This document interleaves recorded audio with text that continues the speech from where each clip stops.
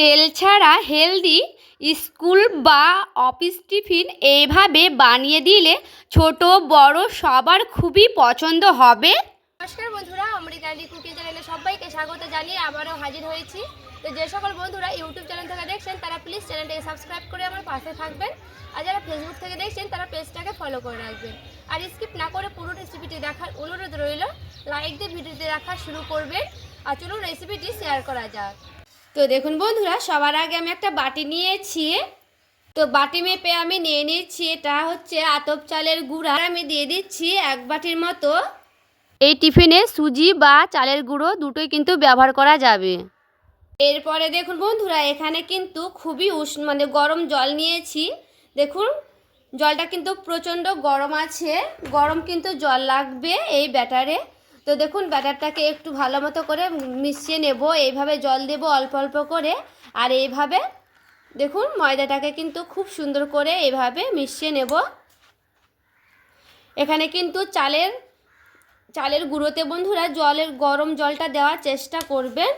তো দেখুন একটু ভালো মতো করে খুব সুন্দর করে এইভাবে মিশিয়ে নেব। তো দেখুন আবারও কিন্তু অল্প অল্প করে জল দিতে হবে। এটা কিন্তু একসঙ্গে যে বেশি করে জল দিয়ে দিব সেটা কিন্তু করলে হবে না। অল্প অল্প করে জল দেব, আর হালকা হালকা করে এইভাবে নাড়াচাড়া করে নিচ্ছি। তো দেখুন খুব সুন্দর করে কিন্তু আমি এইভাবে নাড়াচাড়া করতে করতে দেখুন একটা ডোয়ের মতো হয়ে যাবে। তো আমি হ্যান্ড রাইটের সাইজে কিন্তু দেখুন সবগুলো ঢুকে গেছে। তো আমি বেরও করে নিচ্ছি। যেমন করে রুটির আটা মাখে সেরকম করে কিন্তু খুব সুন্দর করে এইভাবে মাখিয়ে নিতে হবে। প্রায় আমি 5 মিনিটের মতো এইভাবে মাখিয়ে নেব। দেখুন খুব সুন্দর করে কিন্তু একটু মুথে নিতে হবে। তো দেখুন বন্ধুরা, প্রায় আমি 5 মিনিটের মতো কিন্তু এইভাবে মুথে নিয়েছি। তো দেখবেন 5 থেকে 6 মিনিট হয়ে গেলেও কিন্তু মুথে নিলে আরও ভালো হবে। তো এইভাবে কিন্তু আমি খুব সুন্দর করে মুথে নিচ্ছি। তো দেখুন এখানে কিন্তু জল গরম নিয়েছি, তো আবার একটু এইভাবে নিচ্ছি। জলটা কিন্তু খুবই গরম আছে।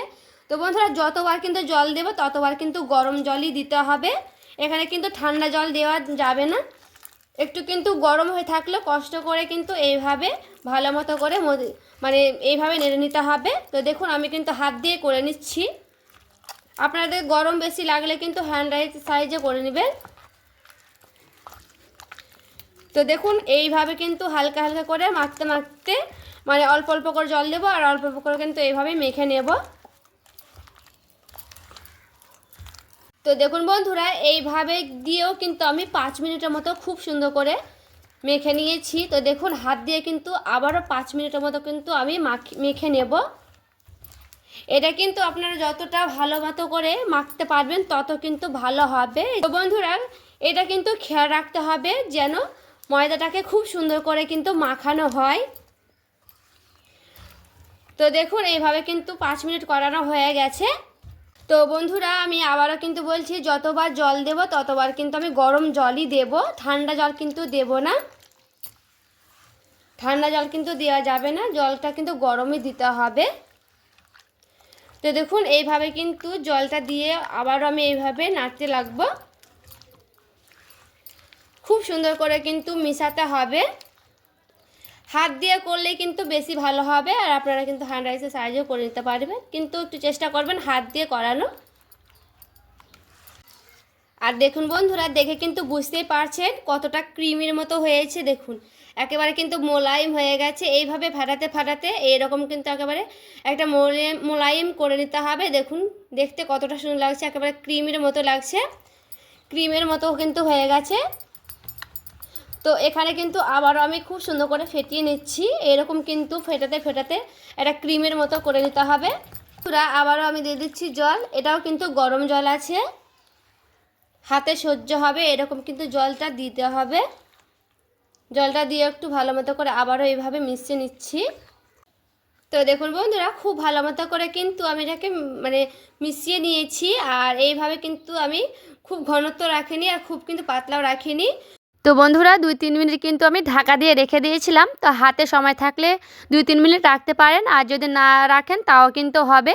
তো টিফিনটা যদি একটু সময়ে রেখে দিতে পারেন তাহলে কিন্তু টিফিনটা খুবই ভালো হবে, নরম সফট হবে, খেতে কিন্তু দারুণ হবে।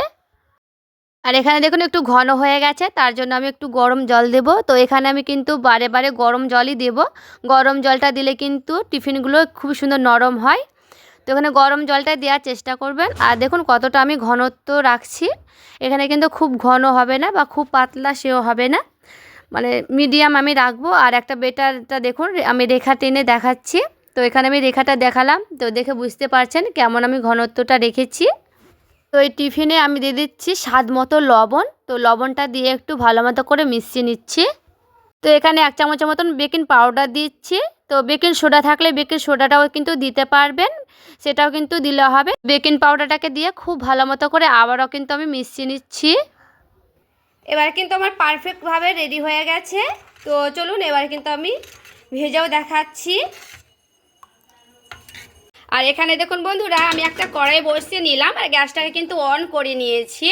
তো আপনারা কিন্তু ফ্রাই প্যানও করে নিতে পারেন। তো কড়াইটা কিন্তু আমার এখানটা মোটা আছে, তার জন্য কিন্তু আমি নিয়েছি। তো আপনারা কিন্তু মোটা মানে কড়াইয়ের তলা দেখে করবে না, কিন্তু ফ্রাই প্যানও ভালো হবে। তো এখানে দেখুন সরিষার তেল দিচ্ছি। তো সরিষার তেলটাকে দিয়ে এইভাবে একটু ভালো মতো করে দেখুন মানে কড়াইয়ের গায়ে লাগিয়ে নিলাম, এতে করে তুলতে খুবই ভালো হবে। তো এইভাবে কিন্তু সরিষার তেলটা লাগিয়ে নেবেন খুব ভালো মতো করে। এরপরে আমি কিন্তু এখান থেকে ব্যাটারগুলো নিয়ে নিচ্ছি। ব্যাটারগুলো নিয়ে তো দেখুন এইভাবে কিন্তু আমি দিয়ে দিচ্ছি। তো আমি একটু বড় করেই করব, তার জন্য আমি দু হাতা এইভাবে দিয়ে দিচ্ছি। তো এরপরে দেখুন আমি একটা ঢাকুন আছে, সেই ঢাকুনটা দিয়ে ওখানে ঢেকে দিচ্ছি। তো বন্ধুরা আমি 1 মিনিট পর উঠাচ্ছি। তো দেখুন বন্ধুরা খুব সুন্দর করে কিন্তু হয়ে গেছে। আর দেখুন ওপর থেকে কিন্তু একেবারে সেদ্ধ হয়ে গেছে। দেখুন আমি হাত দিয়েও কিন্তু দেখাচ্ছি। তো এবার কিন্তু আমি উঠাচ্ছি, দেখুন খুব সুন্দর কিন্তু উঠে যাবে। তো এই যে দেখুন বন্ধুরা, দেখুন কি সুন্দর কিন্তু উঠেও গেছে। আর দেখুন আবারও আমি আরেকটা কড়াই করে দেখাচ্ছি, সেই কড়াইয়ে কিন্তু করছি। তো দেখুন আবারও কিন্তু আমি ঢেকে দিচ্ছি।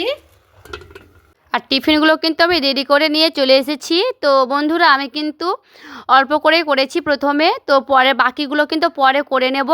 তো আমি দেখাচ্ছি দেখুন কতটা সুন্দর হয়েছে টিফিনগুলো, একেবারে পারফেক্টভাবে কিন্তু হয়েছে। আর দেখুন প্রত্যেকটা কিন্তু জালে জালি যুক্ত মানে হয়ে আছে, দেখুন সবগুলো কিন্তু জালে যুক্ত হয়েছে। তো আজকের আমার এই টিফিন রেসিপিটি কেমন লেগেছে অবশ্যই আমি কমেন্ট করে জানাতে ভুলবেন না। আর আমি আজকে এই টিফিনটা গুড় দিয়ে খাবো। তো বন্ধুরা আপনারা কিন্তু যে কোনো চাটনি দিয়েও খেতে পারেন, চাটনি দিয়েও কিন্তু খেতে দারুণ লাগবে। আর হাতে কাছে যদি খেজুর গুড় থাকে খেজুর গুড় দিয়েও কিন্তু খেতে পারবেন এই টিফিন রেসিপিটি। তো বন্ধুরা আজকের এই টিফিন রেসিপিটি কেমন লেগেছে আপনাদের অবশ্যই আমায় কমেন্ট করে জানাতে ভুলবেন না। ভালো লেগে থাকলে প্লিজ একটি লাইক করবেন, চ্যানেলটিকে সাবস্ক্রাইব করে আমার পাশে থাকবেন। দেখা হচ্ছে আরও একটি রেসিপির সঙ্গে। সবাই ভালো থাকবেন, সুস্থ থাকবেন।